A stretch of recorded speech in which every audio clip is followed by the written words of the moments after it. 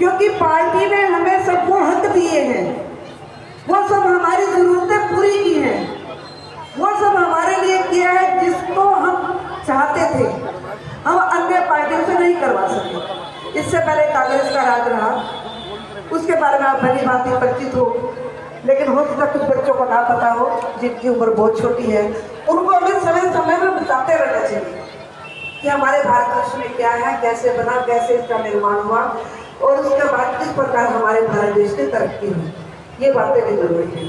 अब आप कहोगे इस पार्षद को वोट क्यों दें? पार्षद को अगर हमारी भारतीय जनता पार्टी ने चुना है तो कोई वजह होगी, कोई कारण होगा, उन्होंने कुछ उसमें देखा होगा। क्योंकि पिछले 5 वर्ष छोड़कर उससे पिछले 5 वर्ष में सुरेंद्र गर्ग जी हमारे पार्षद थे। उन्होंने पार्क का निर्माण करवाया, गलियां बनवाई, ट्यूबवेल बनवाई, सब कुछ जो भी जरूरत थी उन्होंने पूरी की और सेवा पूरी की है। अगले पार्षद ने की है, मैं ये नहीं कहती कि वो घर में बैठा रहा, लेकिन कुछ कमियां रह गई। हो सकता है कि उनके करने का तरीका अलग हो या उन्हें वो इतनी समझ ना हो पाई हो, जितना उसे करना चाहिए था वो नहीं कर पाए। लेकिन उस कमी को दूर करने के लिए, उस जो हमारी सुविधाएं खत्म हो चुकी है उनको पूर्णतः बनाने के लिए हमारे पास आज पूर्व पार्षद हमारे सुरेंद्र गर्ग जी, उनकी पत्नी रजनी जी हैं। और एक बात कहूँ, ये आपके हाथ में महाभारत का एक मोहरा है। जैसे शकुनी के हाथ में था, शकुनी जिधर पासा फेंकता था विजय उसकी होती थी। अब आप एक मोहरा बन के भारतीय जनता पार्टी में आए हो, आपने अपना मोहर फेंकना है। और वो कौन सा मोहर है? कमल का बटन। आपने कमल का बटन दबाना है और प्रत्याशी को विजयी बनाना है। अब इसके बाद में प्रश्न और आता है, जी हमारे को क्या पता ये काम करेंगे या नहीं। मैं आपसे क्लियर बात करती हूँ, मुझे आदत है। अब ये कहो कि वो काम करेंगे या नहीं, आपने जब पहला पार्षद चुना क्या आपको पता था कि वो काम करेगा या नहीं?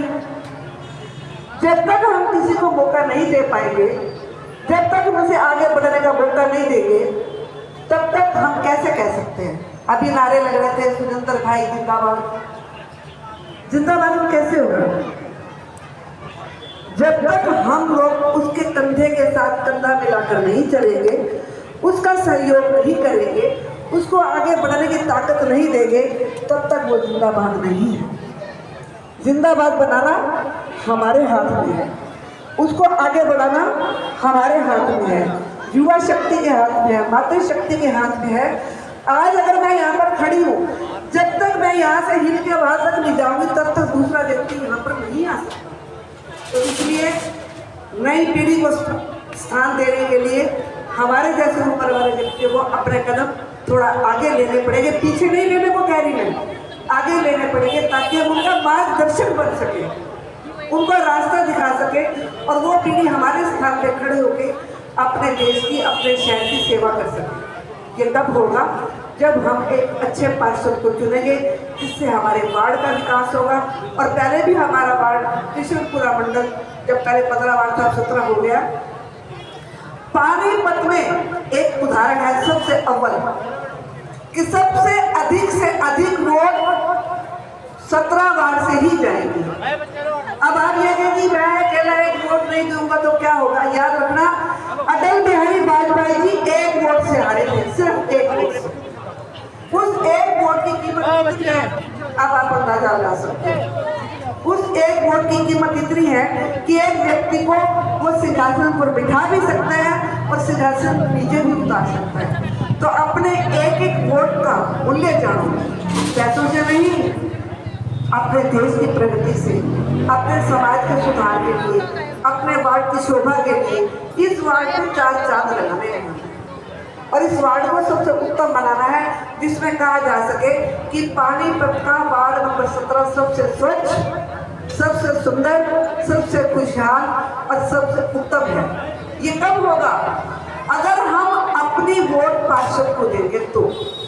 और उन पार्षद को हमने वोट देनी है, उन्हें विजयी बनाना है और आगे उनके साथ भी देना है। अगर उनको हमारी जरूरत पड़ती है, हम उनके साथ हैं। अगर हमें उनकी जरूरत है, अगर वो एक आवाज पे हमारे पास आ सकते हैं, तो हमारा भी फर्ज बनता है कि जब उन्हें कभी भी कोई अड़चन आए, कोई समस्या आए, जैसे मैं इस गली में रहती हूँ, मेरी गली की उनको बात नहीं पता है और वो मेरे से पूछते हैं, तो मेरा भी फर्ज बन जाता है कि मैं उनका साथ दूँ। इस साथ की अपेक्षा तो मैं आपसे ये जानना चाहूँगी कि कितने लोग ऐसे हैं जो इस पार्षद को लेके आना चाहते हैं। अगर हाथ खड़ा करके बताइए कौन कौन चाहता है रजनी गणेश जी आए? कुछ हाथ नीचे, हाथ खोल के नहीं, मुट्ठी बंद करके, क्योंकि हाथ खोलना सरेंडर करना होता है। हम सरेंडर नहीं कर रहे, हम उनका साथ दे रहे हैं, हम उनका साथ दे रहे हैं, इसलिए हमें उनके साथ रहना है। ज़्यादा अधिक तो मैं क्या समझ बैठे हमारी ये बहन जी बैठे बहुत बोलती हैं, मैं तो इनके पाँव की मिट्टी भी नहीं, लेकिन सीखा है मैंने जो मैंने आपको कहा। लेकिन फिर मैं अनुरोध करूँगी कि आने वाली 2 तारीख को आपने अपने परिवार के हर एक सदस्य का वोट, आपका अपना वोट, गली का वोट निकालने हैं और बीजेपी में मोहर लगवानी है। घर घर जाकर जो आपके नज़दीकी हैं उनका एक एक वोट देखना है, कोई वोट से रह तो नहीं गया। अगर उसको आने जाने की सुविधा नहीं हो रही है तो उसके लिए सुविधा उपलब्ध है, आप उनको सुविधा दें, उनको लेकर पुलिस स्टेशन पर जाएं, वहाँ पर उनके वोट दिलवाएं और उनके साथ मिल करके अपने पार्षद को विजयी बनाएं। विजयी बनाने का अर्थ होता है, विजयी के 3 वर्ड हैं, विजयी। अगर आप हर वर्ड का एनालाइज करें कुछ ना कुछ मीनिंग होता है। विजयी, मैं आपको इसी का बता देती हूँ। वी होता है विधान, जय होता है जयती, अर्थी होता है तृप्ति। अर्थात जो विधान के अनुसार अर्थात नियमों के अनुसार बना हुए कार्यक्रम पर चलते हुए प्रगति करता है उसको विजय कहते हैं। और वही विजयी होता है जो हमारे संविधान के अनुसार चलते हुए आगे बढ़ता है, अपने देश की तरक्की करता है, अपने मोहल्ले की तरक्की करता है। क्योंकि कोई भी काम शुरू करो घर से होता है। चोर चोरी करना शुरू करता है तो घर से ही करता है। पहले वो घर के दौर में उठाकर 10, 15, 20 ऐसे करते करते उसकी आदत पड़ जाती है। उसी तरह हमें अपने घर से ही शुरू करना है, अपने घर से ही देश के प्रति बच्चों को बताना है, अपने घर में ही अपने बच्चों को अच्छे संस्कार देने हैं और अपने भारतीय संस्कृति को बनाए रखना है। और अपने घर से ही पहला वोट सोचे तो सबसे पहला वोट मैंने डालना है। आप ये सोच के चले, प्रातःकाल होते ही 9 तारीख को सुबह आपको पुलिस स्टेशन पहुंचना है और जिनकी ड्यूटी लगी है वो तो करेंगे ही करेंगे, लेकिन आपकी भी ड्यूटी आपके घर पर है।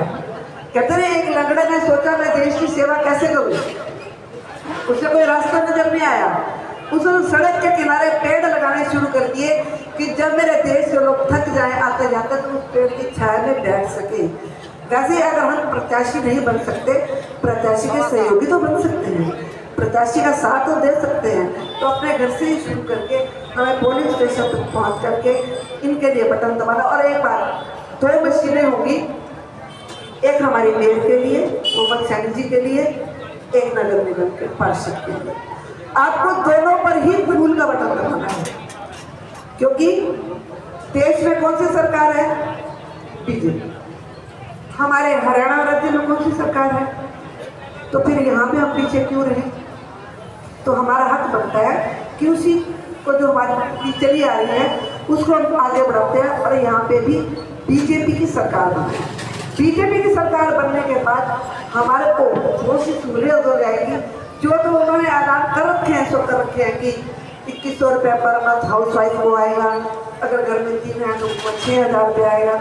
तो घर में ये सब सहूलियत होगी, गैस वगैरह की, ये सब बातें ना करके मैं ये कहना चाहूँगी कि बीजेपी ने और भी बहुत कुछ सोचा हुआ है कि हमारी सरकार आ जाए, हम जनता के लिए बहुत कुछ करेंगे। और वो